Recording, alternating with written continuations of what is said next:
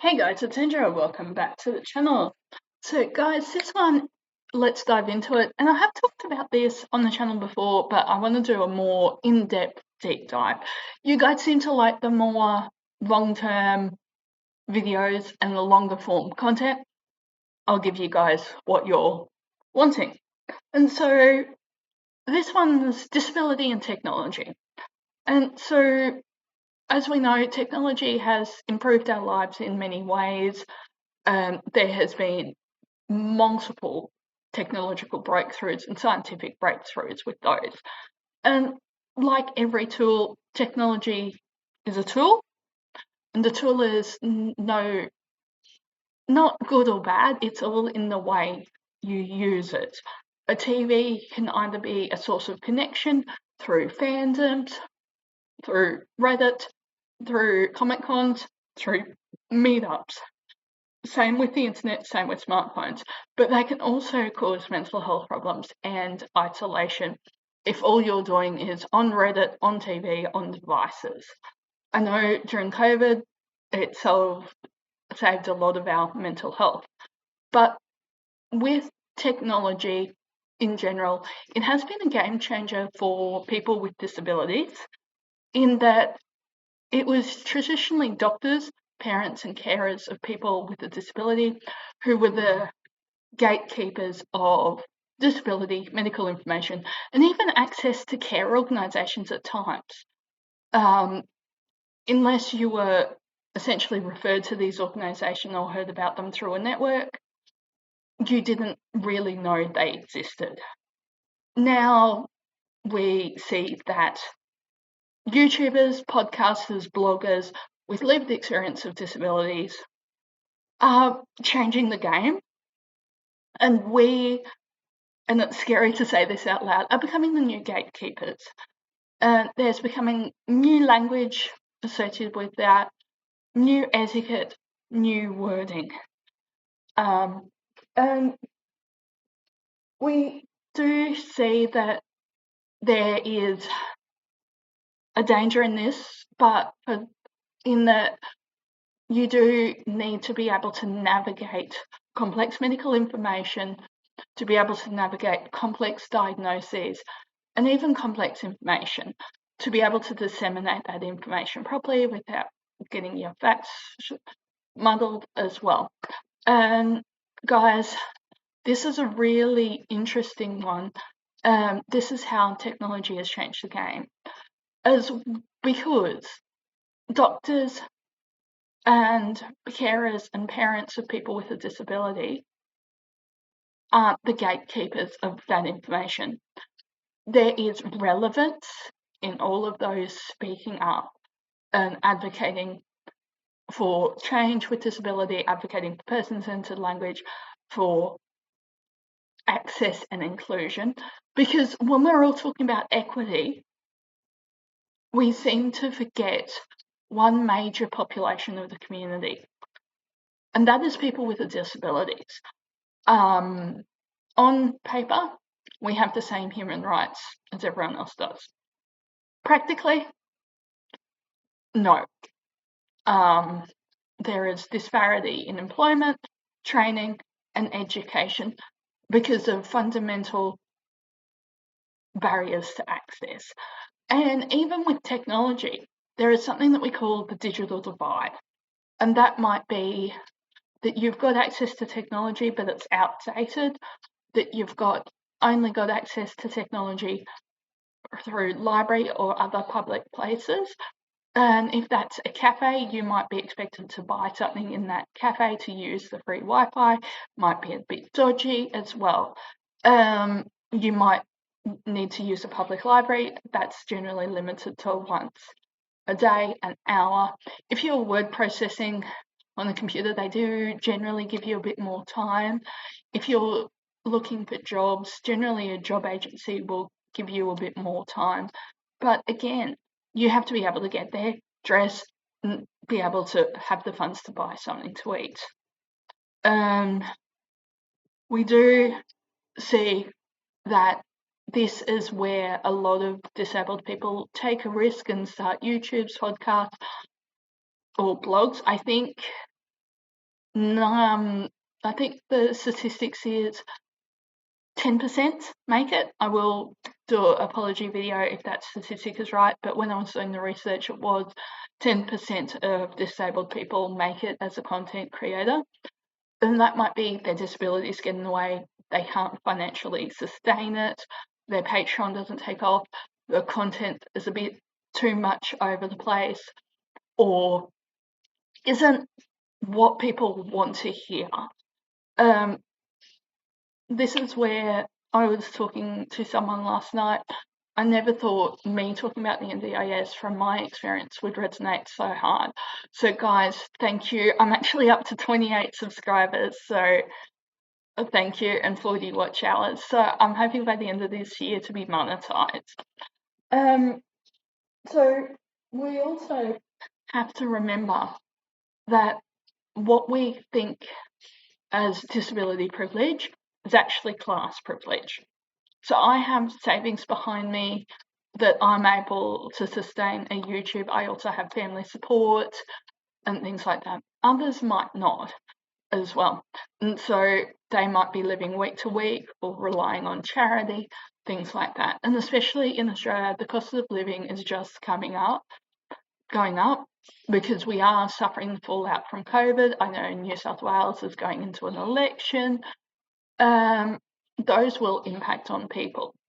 But the one thing that we're not talking about with technology is that people are now empowered by it. So they can, once they have a diagnosis, they can search for support, they can search for care, they can stand up to support organisations as well.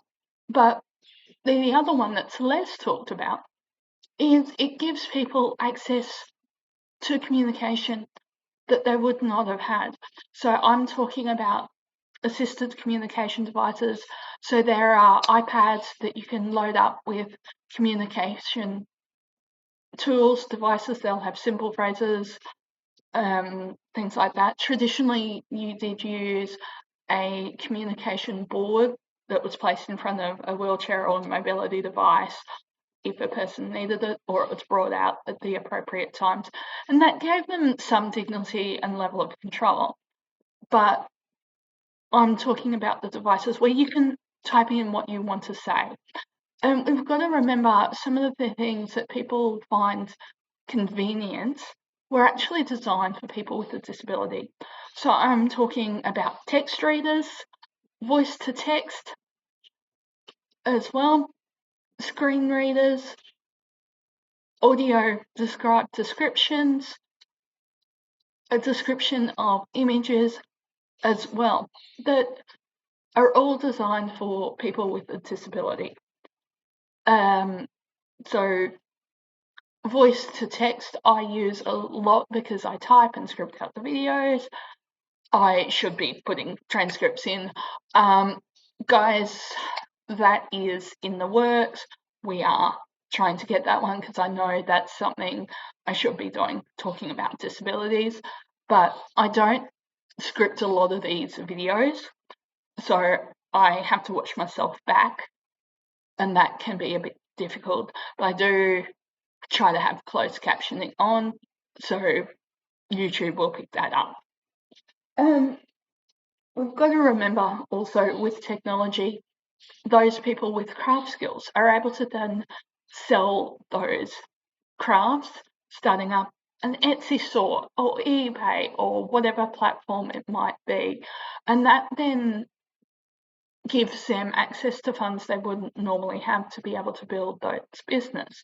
And so we need to be able to build those skills in people with a disability. With the NDIS funds being stripped, we need to be very much aware of that. I would encourage you, I'm going to tag Juice Media, Friendly Geordies, and other Australian disabled creators in this one, because we need to keep pressure on the politicians. The mainstream media are framing it as a waste, but we have just spent billions of dollars on nuclear submarines. because of a deal, the ANZAP agreement and the Five Eyes agreement. I understand what's happening politically, that we need those, but do we really need those at the expense of our most vulnerable citizens? Guys, this again goes into technology. We're able to cover what the mainstream media aren't covering. And so, guys, I would encourage you guys to push me into the algorithm, share it around, because this isn't actually common knowledge that there is funding being stripped. And it's not being stripped at the top end of town and prices are being reduced from providers. It's actual plans being stripped as well. And so that could set someone back developmentally, physically, emotionally, financially, years, if they don't have the support they need. For me, I'm finally on the right levels of medication. I will do an update on what's wrong with me as well once I'm off the tablets. Then I will also do ones with some guests. I had the opportunity to go and spend time with my newest nephew today, so I didn't obviously have the guest I was hoping for, but we just need to be aware with disability and technology of social etiquette. I've recently ran into something on Discord in a cryptographic community where they are all a bit paranoid about false leads in solving this puzzle. For my own mental health, I'm going to keep going on the puzzle, but I'm leaving that Discord. And so this is the one thing with technology about it being a tool. We need to remember that anyone using a tool needs proper training to be able to use those tools.